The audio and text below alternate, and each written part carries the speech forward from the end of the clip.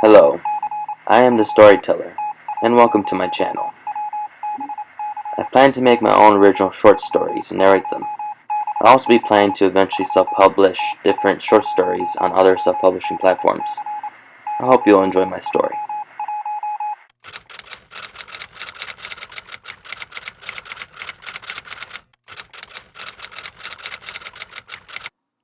The Strange Case of Eli Fritz.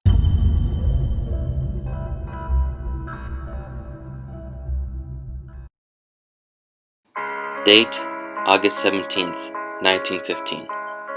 I, Dr. Marcus Campbell, am for the record typing down the events that had transpired from the meeting of Mr. Eli Fritz to his unfortunate demise by my hand. I ought to tell the authorities who have been working on the investigation on what happened a little bit about myself before I begin the record.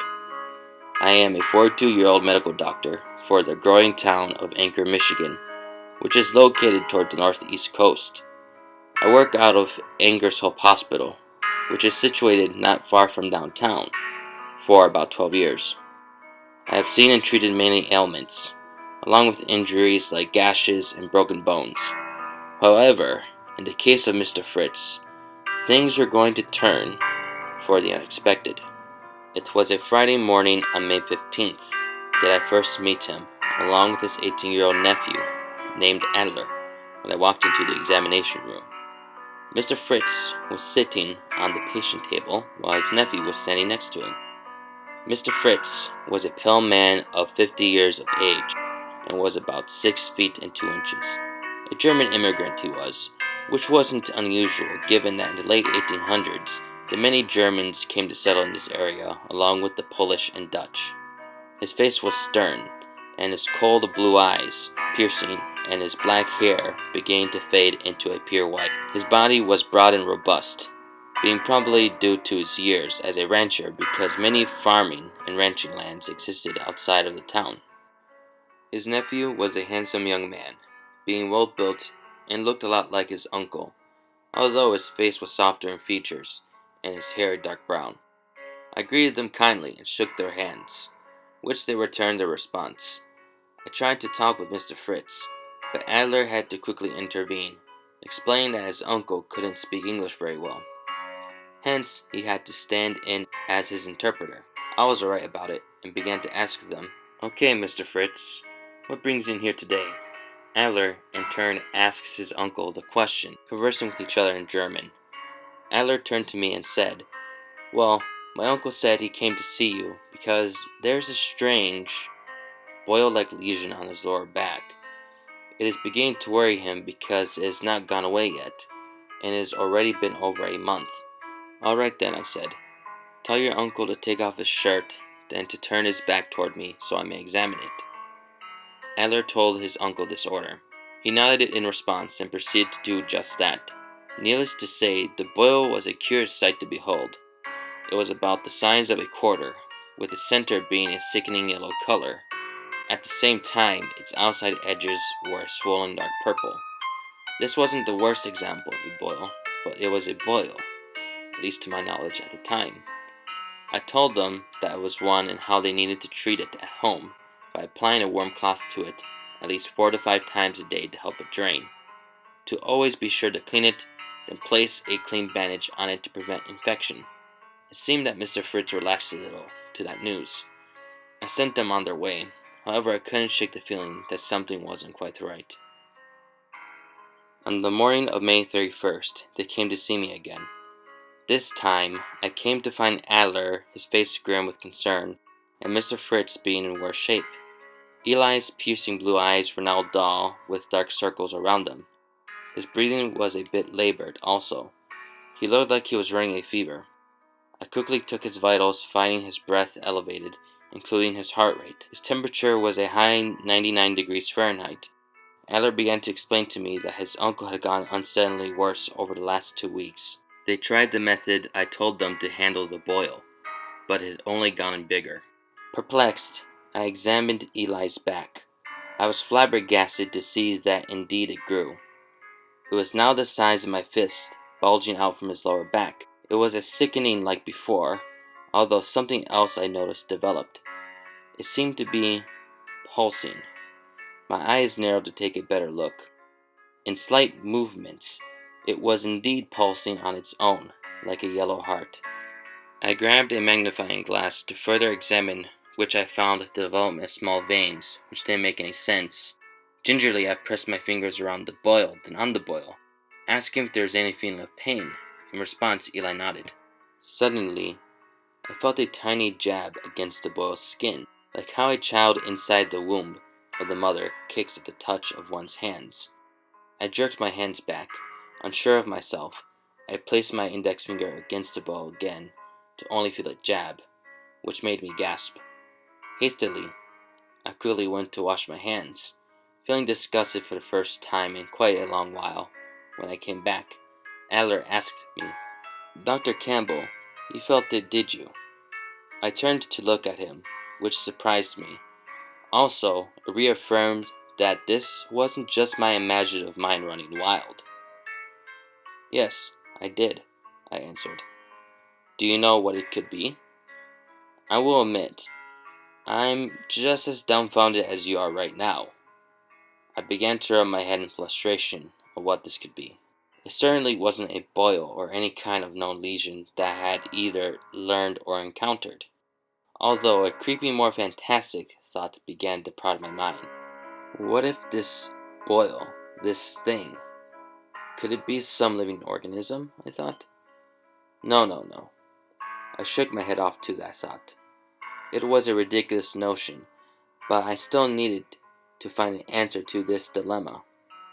"Adler," I said to him, "ask your uncle if he had had his back exposed to anything before noticing the boil."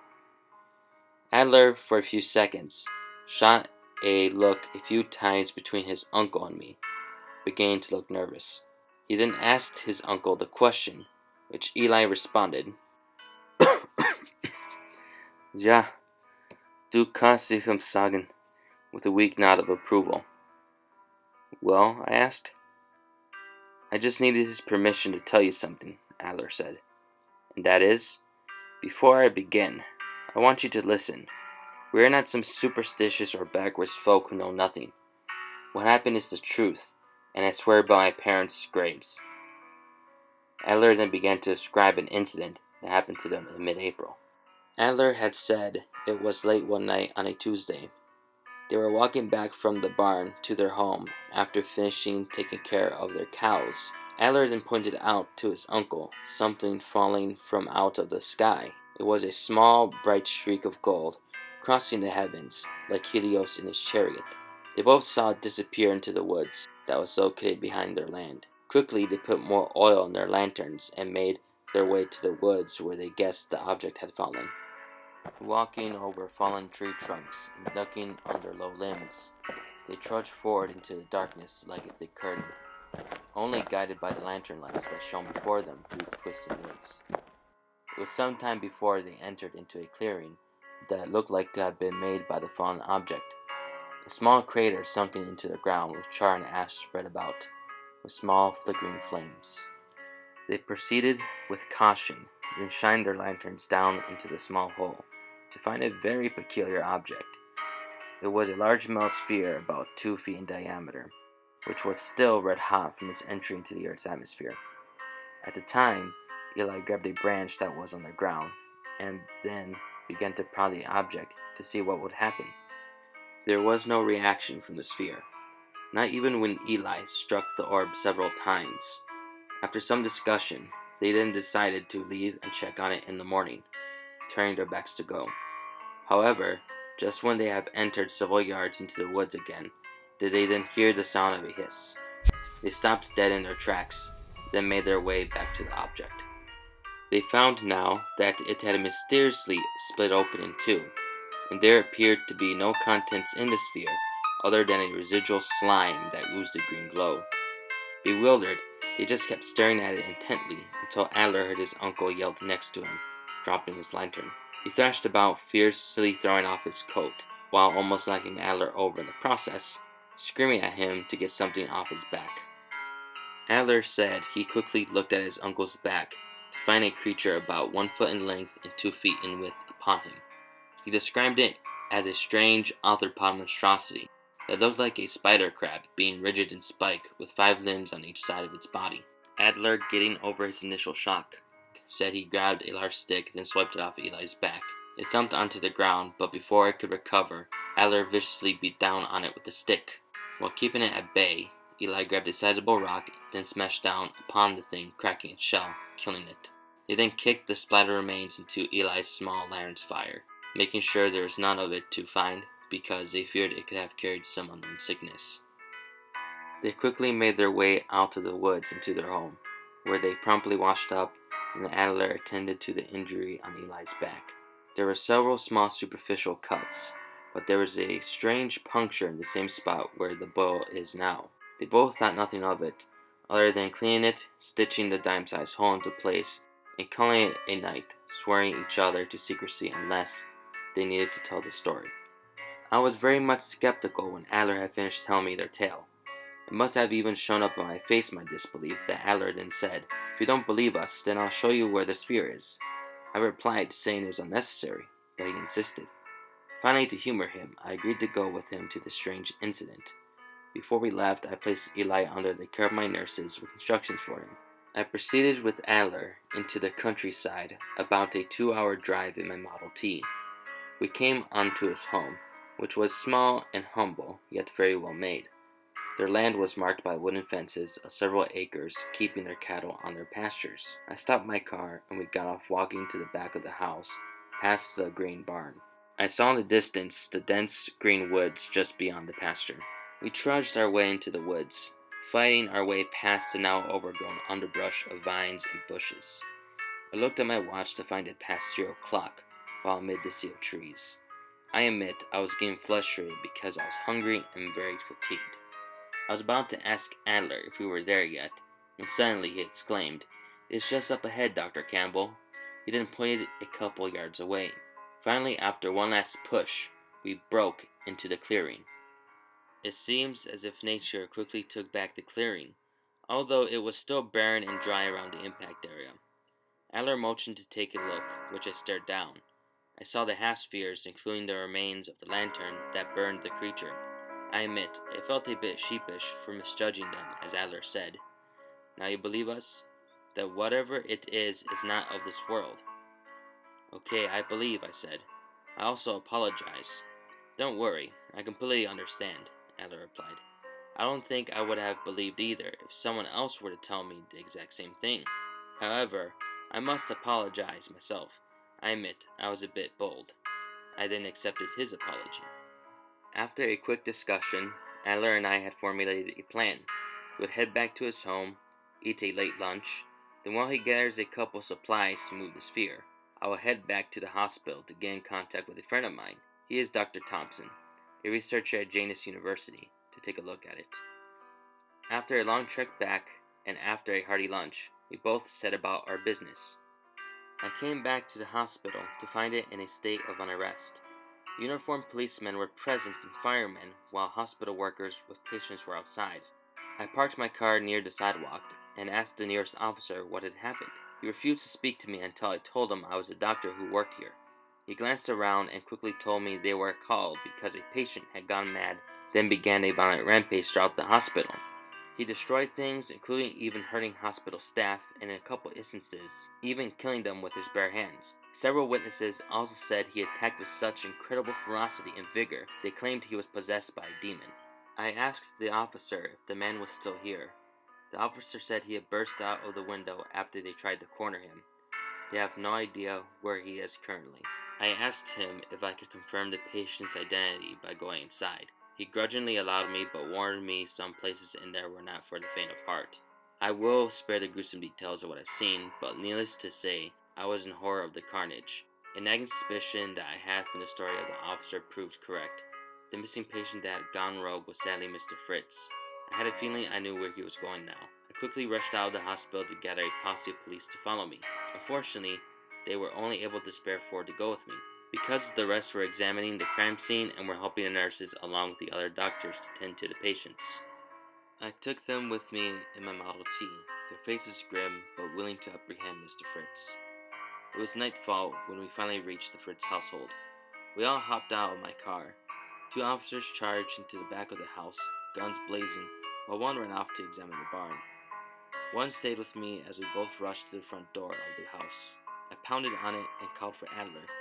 No sooner we both heard a pair of heavy footsteps rush to the door. The door swung open, revealing Adler.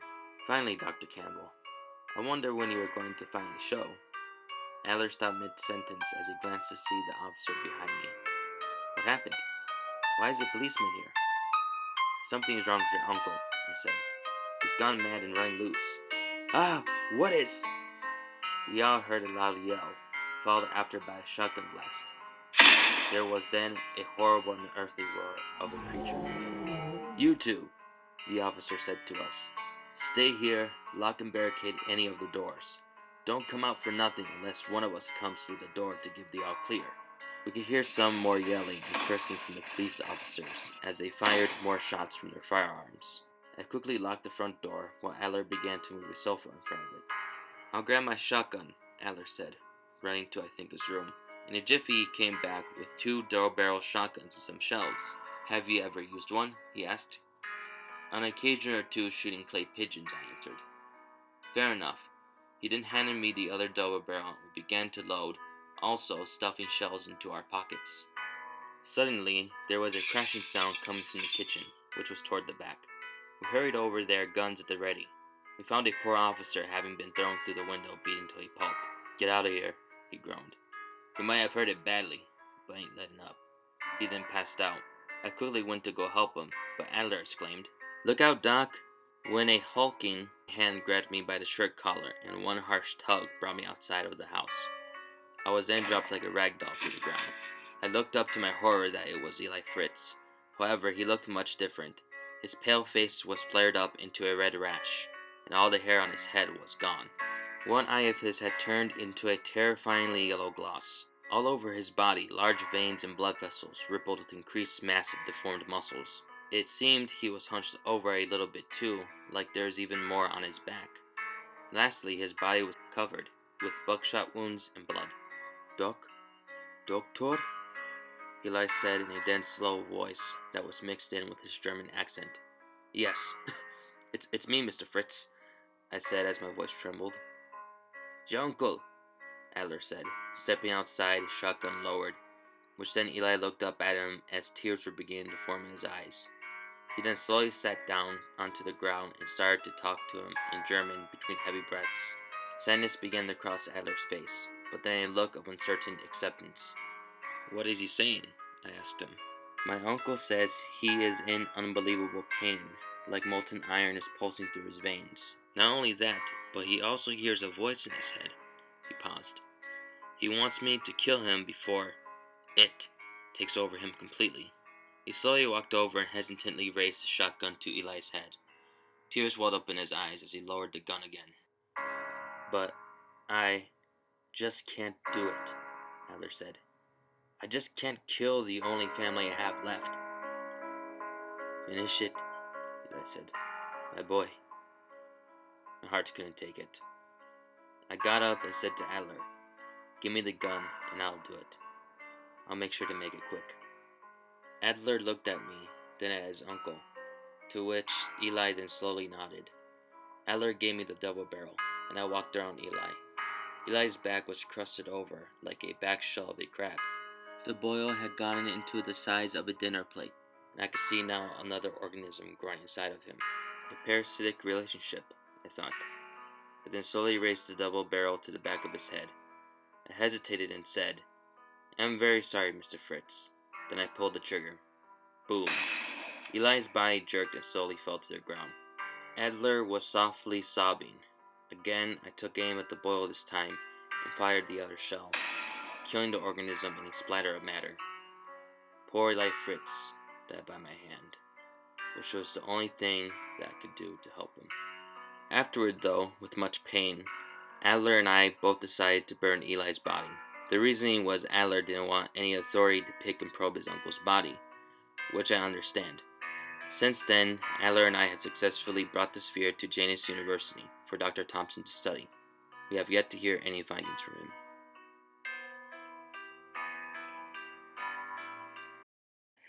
Thank you for watching.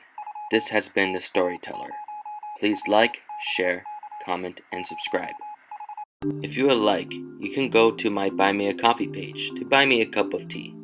Any kind of support is much appreciated. Link to it is in the description below.